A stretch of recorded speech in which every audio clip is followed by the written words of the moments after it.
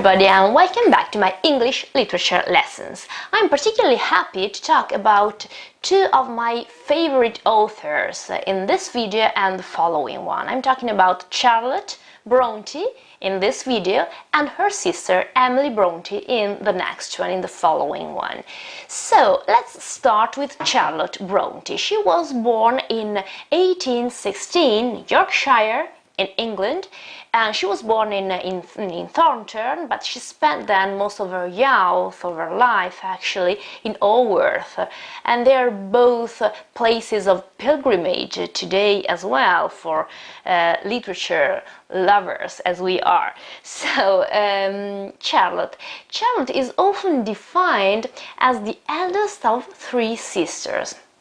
This isn't completely wrong, it is true. She was the eldest of the three sisters that we can remind today for their works, for their literary works. And I'm talking about Emily Brontë, who wrote Wuthering Heights, and Anne Brontë, who wrote Agnes Grey, for example. But actually, there were two other sisters, and I'm talking about Maria, or Mary, and Elizabeth. They died, both of them, very, very young because of tuberculosis. They had also a brother, Branwell, and they spent a lot of time with their brother. They shared their youth, and they also wrote together, actually. Anyway, he moved away, and he died also quite young because of his dissolute life and alcohol and so on. Anyway, the family belonged to a very strict moral pattern. The father was the rector was a clergyman, the rector of a local parish. His name was Reverend Patrick Brontë. Actually, and this is very interesting, he decided to change his name because his name was originally Patrick Brontë, okay? And it was, the spelling was B-R-U-N-T-Y, and then he changed it, okay, changed it into Brontë as we know today. And the reason isn't completely clear. There are many different interpretations. Someone says that he wanted to hide his humble origins. Some others say that obviously he knew classic Greek, and so he wanted somehow to be named after the Greek word thunder, okay, that was quite similar to Brontë. And other people say, and this is probably the most widespread version, that he wanted to associate himself with Admiral Nelson, with Admiral Horatio Nelson. In fact, he was the Duke of Brontë, so this is probably the most common version. Anyway, his wife, okay, so Charlotte's mother, died also very young. She loved arts and she was a very sensitive person, but unfortunately she died very young, and Charlotte had to look after her sisters especially. In fact, Charlotte was the only one who could study. She studied at a school that was called Roe Head, but then she left the school to work as a governess, okay, as a teacher, and especially she taught to her sisters.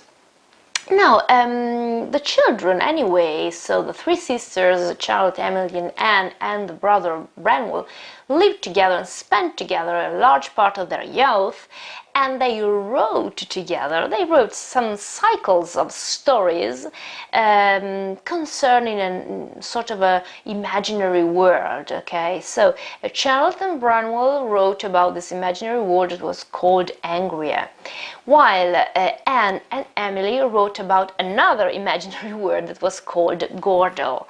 And they wrote together, they played together, they played the character as a sort of a domestic theatre. And it was a sort of a literary challenge. They loved writing together, and even if they were self-educated, they had this incredible love for literature, for writing, for storytelling in general. In fact, the three sisters wrote and published the first work that was Poems by Cara, Alice and Acton, Belle. Okay, they were the pseudonyms that they had to use in order to write as women.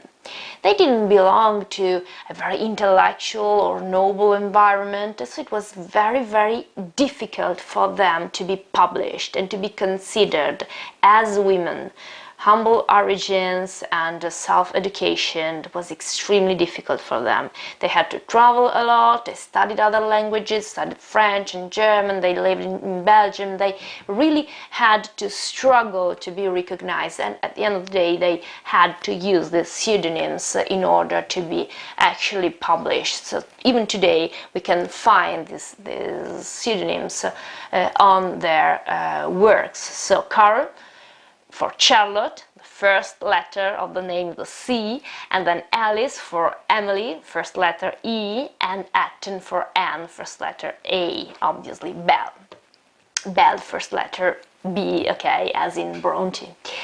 Now, talking about Charlotte's works, so they are absolutely the result of her origins, of her environment, of her education. They are sort of a projection of herself, or anyway a response to reality, the reality she knew actually. They were also a mirror of her very passionate temper, okay, and the passion for that imaginary world she wrote about as a child as well. Her masterpiece is very well known, and it is Jane Eyre. Jane Eyre is very famous actually. We have different versions, interpretations also for the cinema.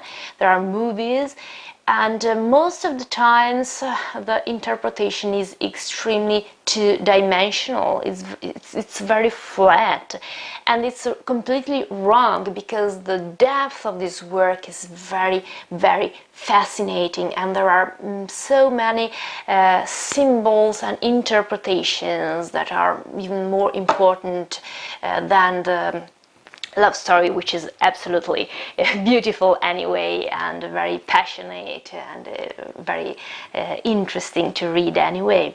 So first of all, Jane Eyre was absolutely full of autobiographical elements, okay, that belonged obviously to Charlotte's life. She also uses sometimes first person singular. It was used in 19th century to give reality to what was written actually, and she wanted also to let the reader identify with feeling she was expressing in the work at the time. She's got a very emotional use of language, and also she uses many Gothic elements. Okay, so there are many references to the Gothic environment, and we talked about that in detail, especially when we were talking about Mary Shelley, for example. Then she also interprets nature as a symbolic word. This is very typical of Romanticism. You remember we talked about that when we were talking about the poets, especially. Okay, so the symbolic and the powerful meaning of nature as an organic and living whole. Another element which is quite typical of Romanticism is the interpretation of the male protagonist, who is Mr. Rochester, who is very, very similar to the idea of the Byronic hero. Okay, so let's talk about the plot. So, first of all, Jane was an orphan.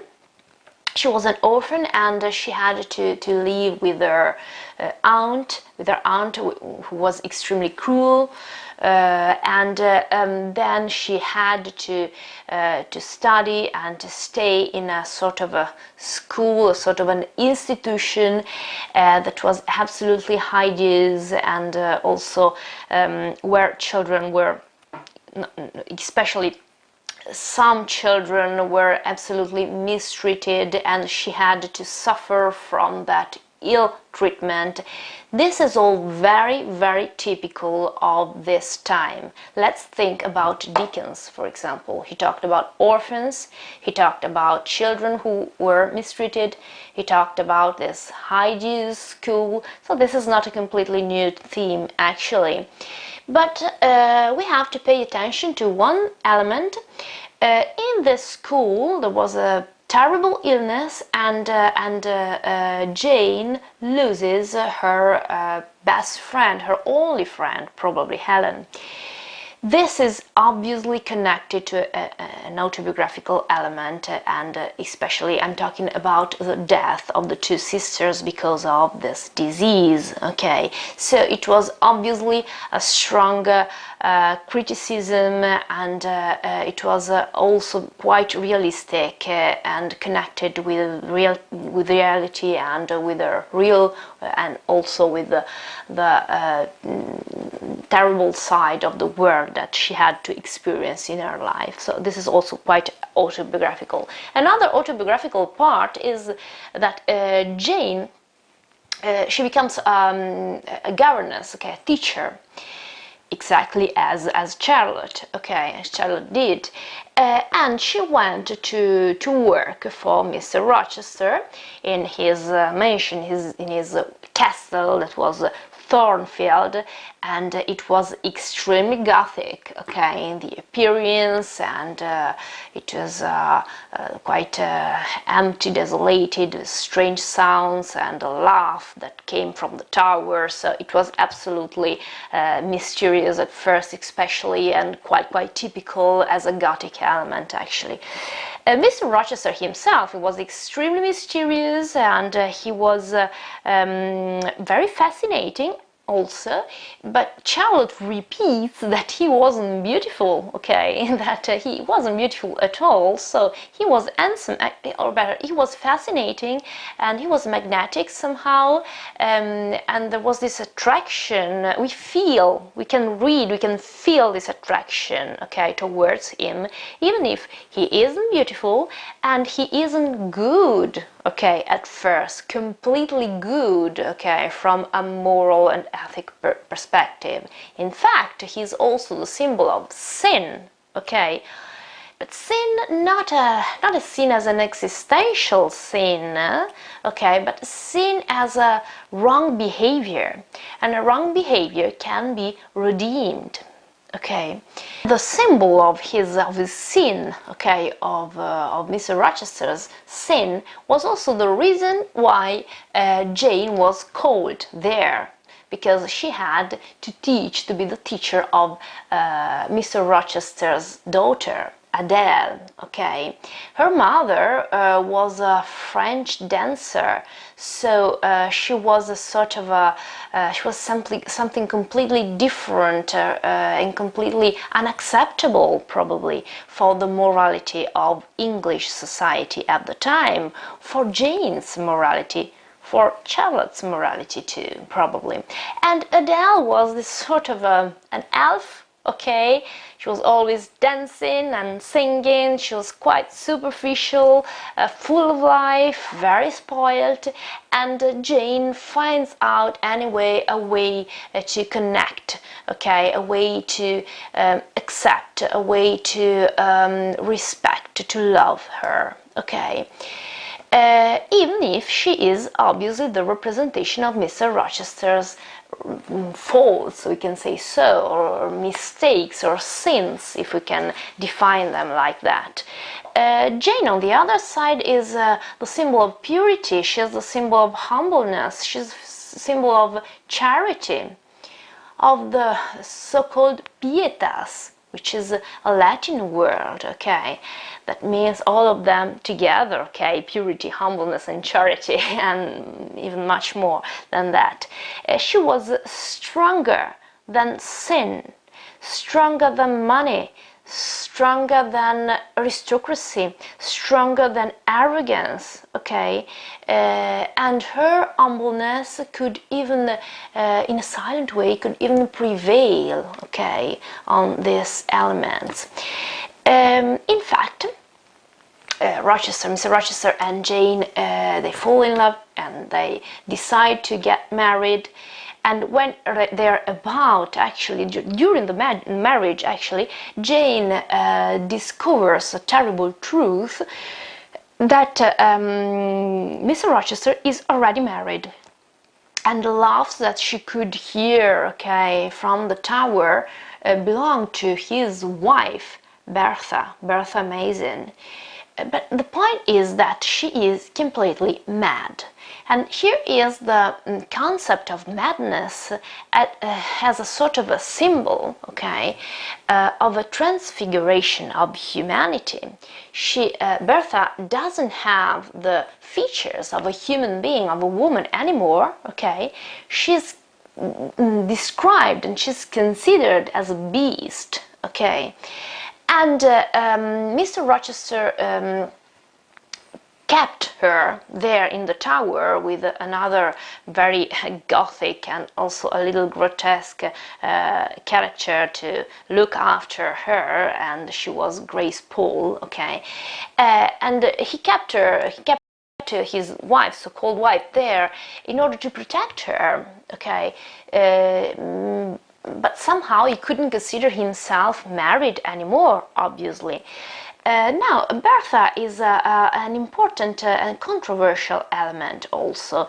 She is obviously a Gothic figure, but she's much more than that.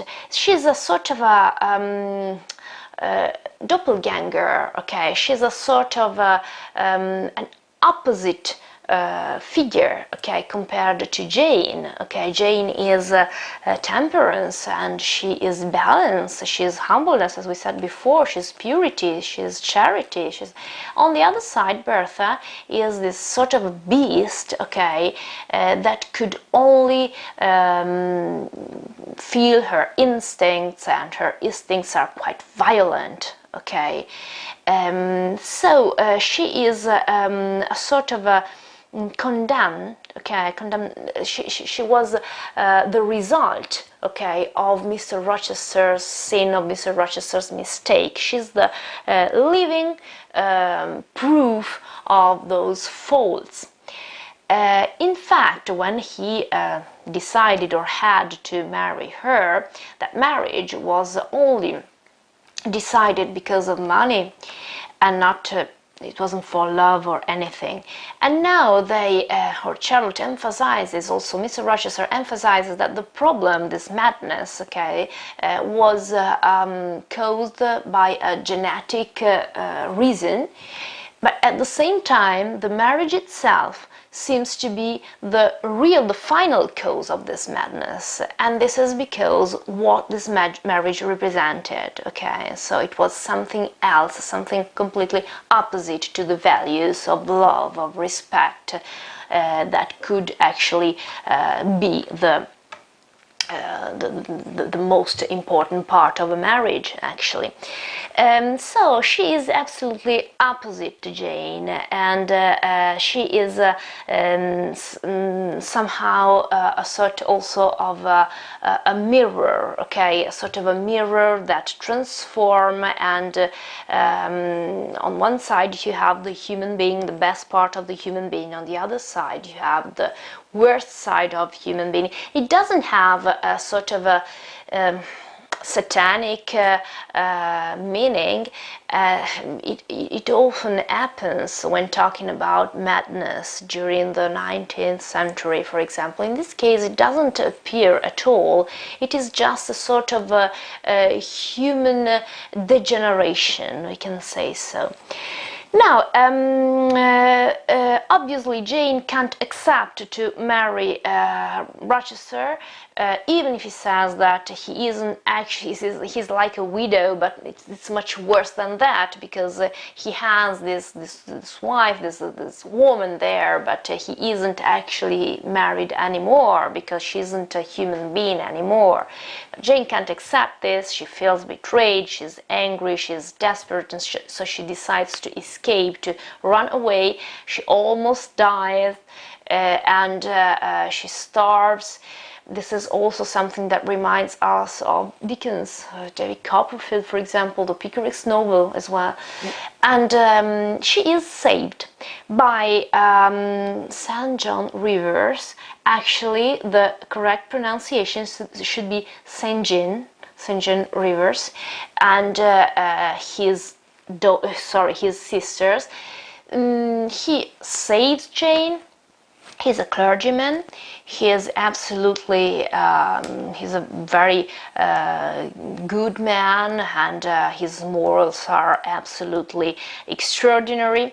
He gives Jane the possibility to go back to teaching again, and he decides to propose, to ask her to marry him. Okay, and he wants to be a missionary in India, and he asks her to go there with him as a wife.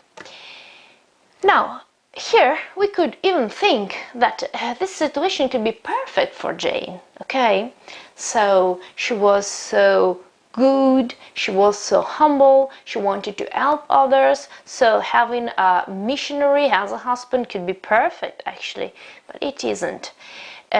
If we think so, probably it means that we have missed something, okay, in Jane's character, because she is much more three-dimensional than that. She believes in love, she believes in instincts, but positive instincts. She doesn't want to be a companion, a partner, okay, but call herself a wife, okay. These are two completely different elements for her. In this case, okay, it's not her desire to be morally, how can I say, accepted or perfect that prevails. In this case, she understands that there is so much more, okay, burning in herself. She hasn't forgotten Rochester at all. And she can hear his voice calling her, calling Jane, okay, in the air. This is also quite a Gothic element, yes, it was sort of a supernatural element that gave her the possibility to understand that she's still in love with Mr. Rochester. So she decides to go back to Thornfield, and she finds the castle completely burnt. Okay, a fire destroyed the mansion, destroyed the castle. She's completely frightened and afraid that Mr. Rochester could be dead, but he isn't. He is living in a little country house with 2 servants, and he is now blind and crippled. He doesn't have his hand anymore, but the point, and this is very important, is that he is now free. He's not just free because Bertha doesn't exist anymore. She caused the fire intentionally, and she wanted to kill herself, and she managed, okay, to commit suicide, just jumping off the tower. So he is free now. He doesn't have a wife anymore. But this is not just, he is not just free from marriage. He is free from sin right now, because that moment, the moment of the fire is often a symbol of purification. Okay, purification, and let's think for a moment about Wagner, okay, and his works, music and opera, etc. So his heroes die, okay, in fire, okay, as a sort of a final act of their heroic nature. Now, also in Emily Brontë, okay, in Charlotte's sister, in Emily Bronte's masterpiece, Wuthering Heights, the main character, who isn't completely a hero, okay, because he isn't, we can actually define him a hero because he's got some quite negative features too. He dies in the fire, okay, because he has to be somehow purified, Okay, now Mr. Rochester has a completely different nature from that character that was Heathcliff, okay, in Wuthering Heights, sorry, because he isn't evil inside, he is good inside, and so in the moment of the purification, okay, he tries to save Bertha, okay, and this action causes him to be crippled, to be blind, obviously, but he doesn't die, and this is a sort of an atonement for his sins, okay, final atonement, final redemption, okay. So he is now physically crippled, he's now humbled by the situation, the physical situation he's living, but his moral, his, we can say his spiritual side, okay, has actually, has completed that growth that was possible just because of his love, okay, towards Jane. Obviously now Jane is stronger now. She's stronger than him, even physically. He was defined as a tree, a oak, okay, that was now burnt, okay, and he believed he had nothing to give, okay, not even his shadow, not his strength anymore. But Jane was sure that new leaves and a new plant and new family could be generated by his roots, by that burnt oak. So she decides to stay, she decides to marry him, to stay with him, not as a nurse, but as a wife. That was real love, okay, that didn't depend on physical beauty or physical strength, but it even didn't depend on morality, okay, on the other side, as in St. John. But now that was an instinctual decision, okay, that finally, could match with a real spiritual redemption. It is also quite interesting to consider that there is a sort of a juxtaposition between Mr. Rochester on one side and St. John, or if you prefer St. John, okay, on the other side. St. John or St. John, okay, is the symbol of an Apollonian image, of an Apollonian symbol, okay. Even physically, he's blonde, he's handsome, he's got regular features. Mr. Rochester is even jealous when when Jane talks about him, because apparently he's perfect. But at the end of the day, Jane chooses, okay, the Dionysian symbol, the man, okay, that is Mr. Rochester. This is a very romantic decision. This is a very romantic point of view, quite typical of Romanticism, actually. And there is also his, we can say, the Mr. Rochester's Dionysian symbol, okay, it gives also Jane the opportunity to show how humbleness can redeem arrogance somehow. This is very interesting as well. Anyway, in order to completely understand Charlotte Brontë, obviously, it's quite important also to understand her sort of alter ego, okay, who is Emily, okay, her sister. So in my next video I'm going to talk about Emily Brontë and Wuthering Heights. So please stay tuned and see you very, very soon. Thank you and goodbye.